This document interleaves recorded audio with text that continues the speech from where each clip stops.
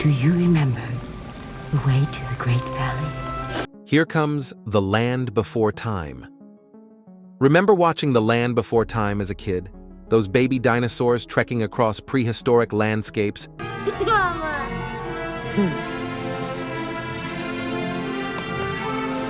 searching for the Great Valley while dodging danger at every turn? That movie wasn't just an animated adventure.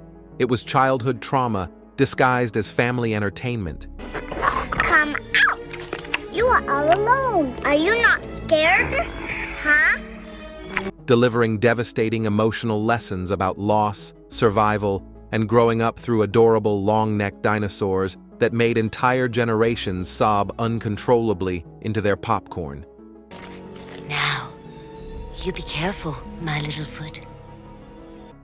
Today, we're counting down 20 jaw-dropping facts about the movie that defined 1980s animation heartbreak.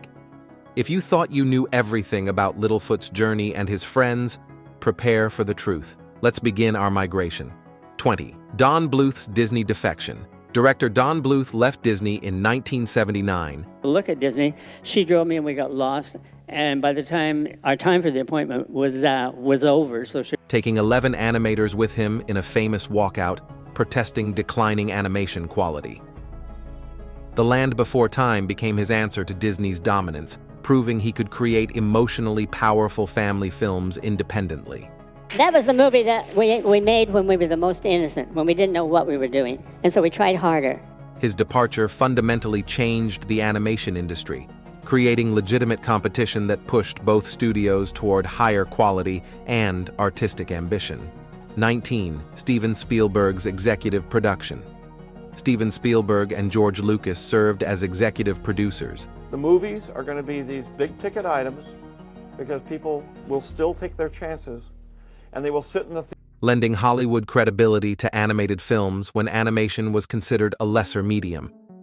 Their involvement attracted talent, secured funding, and guaranteed theatrical distribution. Spielberg's influence shaped the film's emotional depth and dramatic pacing, applying live-action storytelling techniques to animation in ways that elevated the entire production beyond typical cartoon fare. 18. The original 80-minute cut. Don Bluth's original cut ran 80 to 10 minutes and was significantly darker, featuring more graphic violence and traumatic sequences. Spielberg demanded cuts, removing several terrifying moments he deemed too intense for children. The theatrical version lost 10 minutes of footage, including extended death scenes and scarier predator attacks. The removed content made the original vision even more emotionally brutal than what audiences experienced. 17. The mother's death scene. Littlefoot's mother dying from Sharptooth's attack. I guess so. But why do I have to know you're gonna be with me? Remains one of animation's most traumatic moments. The scene was unflinching. She collapsed, spoke final words, and died on screen while Littlefoot desperately tried saving her. For 1988 children's film, depicting parental death this graphically was unprecedented. The sequence traumatized the entire generation, teaching kids that loved ones die and nothing can prevent it. It was grief education disguised as entertainment. 16. James Horner's emotional score composer. James Horner created a haunting orchestral score that amplified every emotional beat.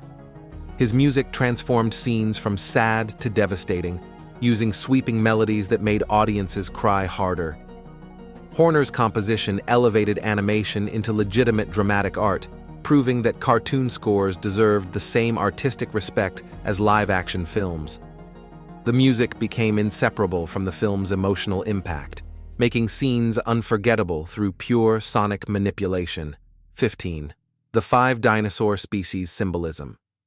The main characters represented 5 different dinosaur species forced to cooperate despite cultural differences and prejudices.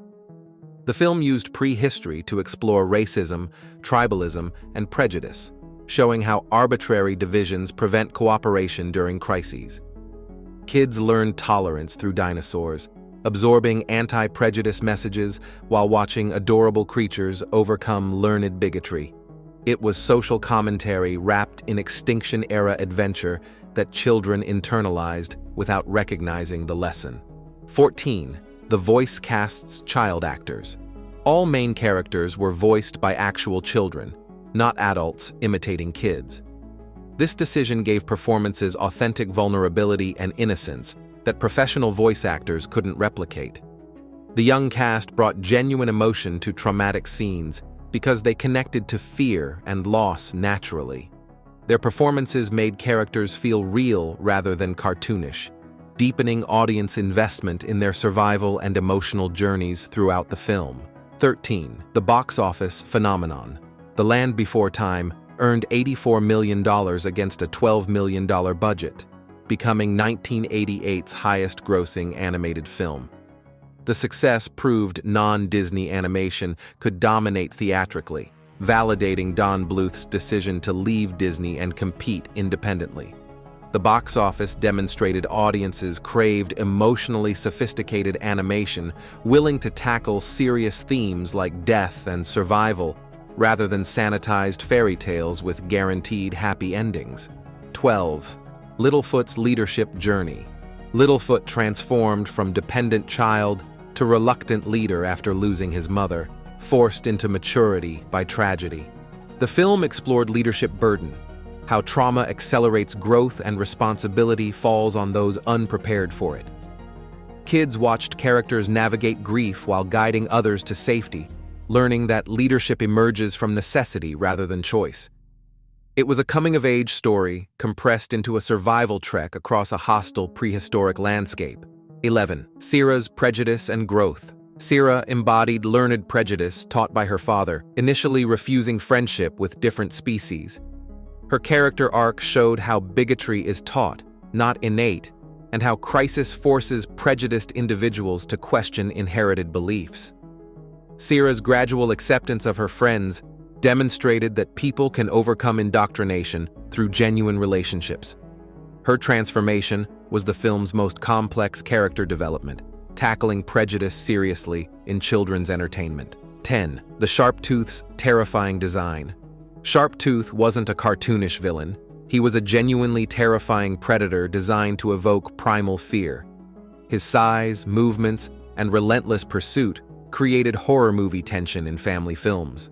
The design team made him an apex predator without personality or motivation beyond survival, teaching kids that nature isn't good or evil, just dangerous.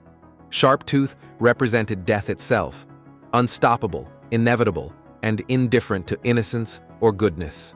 9. Ducky's optimistic contrast.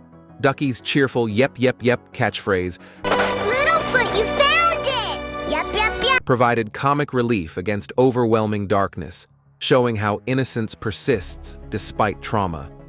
Her optimism wasn't naive, it was a survival mechanism, demonstrating that maintaining hope during a crisis is brave rather than foolish. Ducky proved that joy and tragedy coexist, that finding happiness amid suffering isn't disrespectful but necessary for emotional survival, and continued forward movement through impossible circumstances. 8. Petrie's fear and courage. Petrie couldn't fly initially due to fear, representing how trauma and anxiety paralyze people from achieving potential. His journey showed courage isn't absence of fear, but acting despite terror. When Petrie finally flew to save friends, it demonstrated that necessity and love overcome psychological barriers. His arc taught kids that bravery means doing terrifying things when others need you, not being fearless. Number 7. The tar pit sequence. The tar pit scene was nightmare fuel, slow, suffocating death trap that nearly killed multiple characters. The sequence built excruciating tension as characters sank gradually, helpless against the environment. It taught kids that nature kills indifferently, that danger exists beyond predators in landscapes themselves. The tar pits represented how the world contains passive threats as deadly as active ones, making survival about constant vigilance. 6. Spike's silent strength. Spike never spoke but provided emotional anchor through protective presence. His silence made him a mysterious safe space for traumatized characters seeking comfort without demands. Spike represented how support doesn't require words. Sometimes presence matters more than communication. His character showed that different personalities contribute uniquely to group survival, that not everyone leads or speaks, but all serve essential roles. 5. The earthquake's catastrophic violence. The opening earthquake literally tore families apart, splitting ground beneath characters and separating loved ones permanently. The disaster's scope demonstrated nature's overwhelming power and randomness. Survival depended on luck, not virtue. Kids learned that catastrophe doesn't discriminate, that tragedy strikes arbitrarily without warning. The earthquake established a world where safety was an illusion, and separation from loved ones could happen instantly without goodbye. 4. The Great Valley's symbolic hope. The Great Valley represented hope that sustains people through impossible journeys, destinations that justified suffering and loss. The film explored whether hope is a delusion or survival tool, whether believing in a better future helps or hurts when reality disappoints. A great valley was all they dreamed it would be. A land of green, of leaves, and life. The valley's existence validated faith, teaching that perseverance toward hopeful vision can lead to actual salvation rather than cruel fantasy. 3. The 13 sequels' quality decline. The film spawned 13 direct-to-video sequels that progressively abandoned the original's emotional depth for formulaic children's entertainment. Each sequel diluted the franchise's power, transforming profound meditation on loss into generic dinosaur adventures. The sequel's existence demonstrated how capitalism exploits art, milking properties until original meaning disappears. Fans who loved the original watched helplessly as sequels destroyed legacy through quantity over quality. 2. Judith Barsi's tragic death. Ducky's voice actress, Judith Barsi, was murdered by her father in 1988 before the film's release, adding devastating real-world tragedy to the fictional story about loss. Her death haunts the film. Watching Ducky knowing the child who voiced her was killed creates an unbearable emotional layer. Barsi's murder transformed the film into a memorial, making Ducky's optimism a posthumous lesson about innocence destroyed by violence. 1. The film normalized childhood grief. The Land Before Time's greatest impact was teaching the entire generation that grief is natural, that losing loved ones is part of life, requiring processing rather than avoidance. The film refused false comfort, showing that dead parents don't return and life continues despite devastating loss. It normalized mourning for children, validating sadness while demonstrating that survival means carrying grief forward rather than overcoming it completely. From parental death and prehistoric terror to prejudice lessons and devastating voice actress tragedy, The Land Before Time delivered emotional education disguised as dinosaur adventure. It proved animation could tackle profound themes without apology. If this journey moved you, smash that subscribe button. The Great Valley awaits.